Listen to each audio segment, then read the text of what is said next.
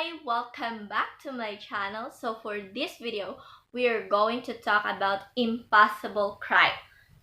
So basically, this video is a relevant video and a separate video on my previous video about Article 4, which is about criminal liability. This video focused on paragraph 2 of Article 4 of the revised penal code, which really talks about impossible crime. So basically, impossible crime is a crime that you intend to make, but sadly for some circumstances it makes the crime impossible.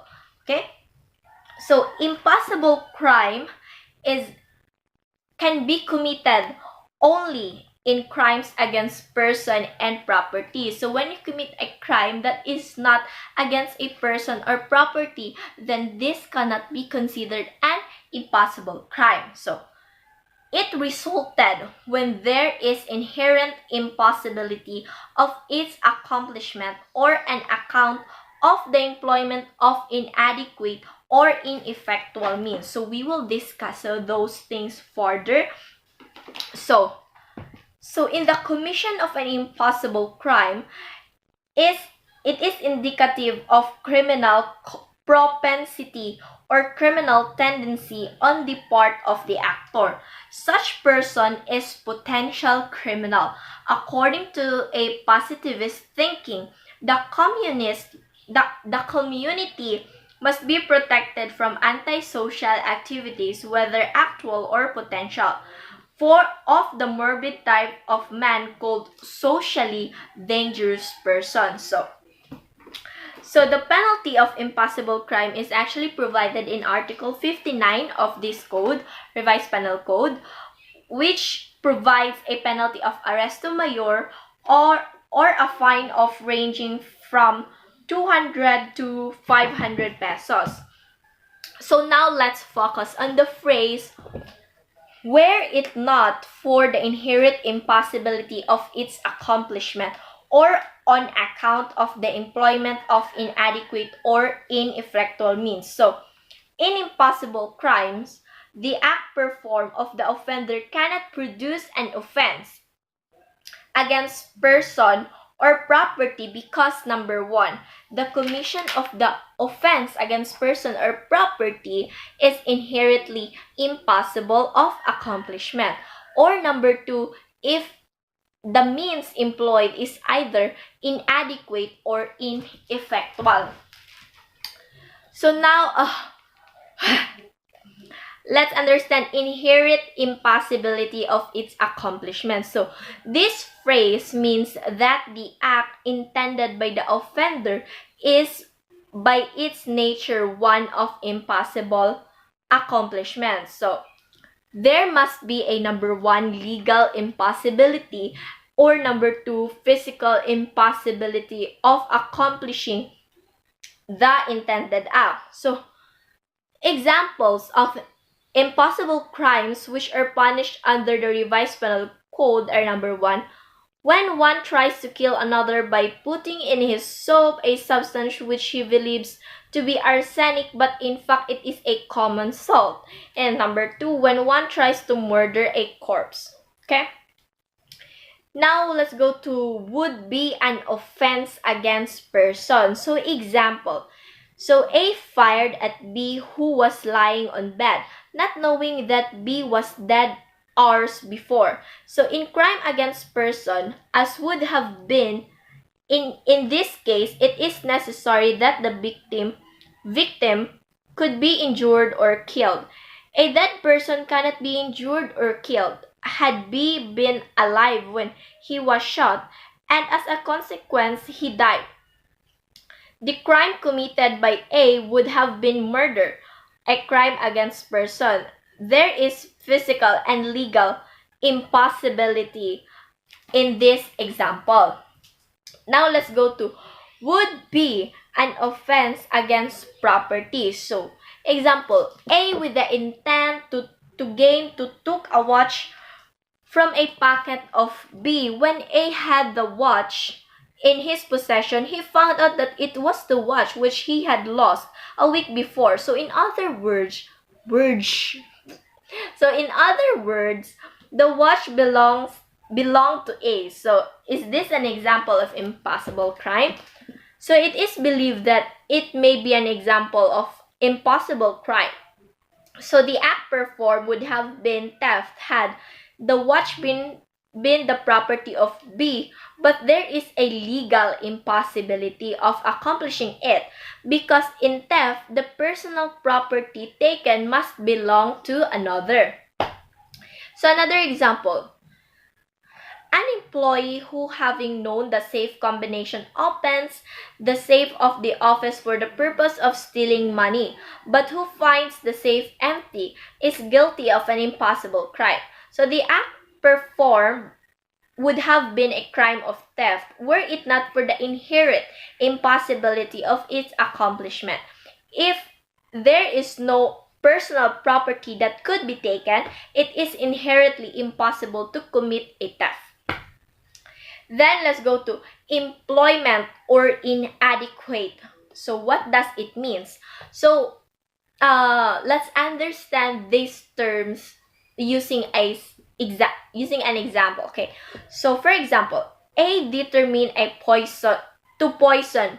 So A is determined to poison B. He uses a small quantity of arsenic by mixing it with the food given to B, believing that the quantity employed by him is sufficient. But since in fact it is not sufficient, B is not killed. So the means employed, which is the small quantity of the poison, is inadequate to kill a person. So, where the means employed is adequate. But where the means employed is adequate and the result expected is not produced, it is not impossible crime but a frustrated felony.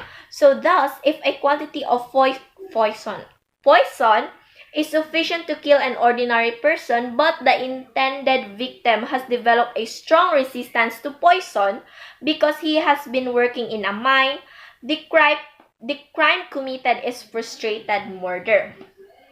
Now let's go to employment of ineffectual means. So, what is that? So, A tried to kill B by putting in his soap a substance which he thought was arsenic, when in fact it was sugar. So, B could not have been killed because the means employed was ineffectual. But A showed criminal tendency and hence he should be punished for it in accordance with Article 4, Paragraph 2 in relation with Article 59. So A, with inherent to kill B, aimed his revolver at the back of the latter. So A, not knowing that it was empty, when he pressed the trigger, it did not fire. The means used by A is ineffectual. Ineffectual, not effective, okay? Now let's go to inherent impossibility of accomplishment. So, a collector for a company did not remit the customer's check payment to the company but instead appropriated it for herself by depositing it to the bank account of a relative. The check was however dishonored. So, in this case, petitioner performed all the acts to consummate the crime of qualified theft, which is a crime against property. Person's evil intent cannot be denied, as the mere act of unlawfully taking the check meant for the company showed her intent to gain or be unjustly enriched. So were it not for the fact that the check bounced, she would have received the face value thereof, which was not rightfully hers. So therefore, it was only due to the extraneous circumstance of the check being unfounded, a fact unknown to petitioner at the same time, that prevented the crime from being produced. So the thing unlawfully taken by petitioner turned out to be absolutely worthless, because the check was eventually dishonored and the company had to receive the cash to replace the value of said dishonored check. So there can be no question that as of the time that petitioner took possession of the check meant for the company, she had performed all the acts to consummate the crime of theft, had it not been impossible of accomplishment in his case. So petitioner is found guilty of an impossible crime as defined and penalized in Article 4, Paragraph 2 and 59 of the Revised Penal Code, respectively. Petitioner is sentenced to suffer a penalty of 6 months of arresto mayor and pay the cost. This is cited in the case of Jacinto versus People, GR number 162540, July 13, 2009. Now let's go to offense against person. So, the accused intending to kill a person peppered the latter's bedroom with bullets, but since the intended victim was not home at the time, no harm came to him. He was adjudged guilty only of an impossible crime as defined and penalized in paragraph 2 of Article 4 in relation to paragraph 39 of the Revised Penal Code because the factual impossibility of producing the crime, cited in the case of Intud versus Court of Appeals, GR number 103119, October 21, 1992, 215 SCRA 52. So in impossible crime, the act performed should not constitute a violation of another provision of the code. So example, A, who knew that B owned and always carried a watch, decided to rob B of said watch. When A met B for the purpose, B did not have the watch because he forgot to carry it with him. Thinking that B had the watch with him, A pointed his gun at him and asked for the watch. Finding that B did not have the watch, A allowed B to go without further molestation. Is this an impossible crime? It is believed that A committed attempted robbery, not impossible crime. There was an intent to gain on the part of A when he decided to take the watch of B at the point of gun. The crime of robbery with intimidation of person is not produced, but not because of the inherent impossibility of its accomplishment, but because of a cause or accident that B forgot to carry the watch with him, other than A's own spontaneous desistance, which is defined in Article 6 of Paragraph 3. Note also that A's pointing his gun at B already constituted at least the crime of grave threats under Article 2A2, Subdivision 2 of the RPC. This is another reason why it is not an impossible crime. Now let's go to purpose of the law in punishing the impossible crime. So what is the purpose of punishing impossible crime? The purpose is to suppress criminal propensity or criminal tendencies. Objectively, the offender has not committed a felony, but subjectively, he is a criminal. So, that ends my video about impossible crime. Thank you so much for watching. Please watch this if you did watch my Article 4. So, thank you.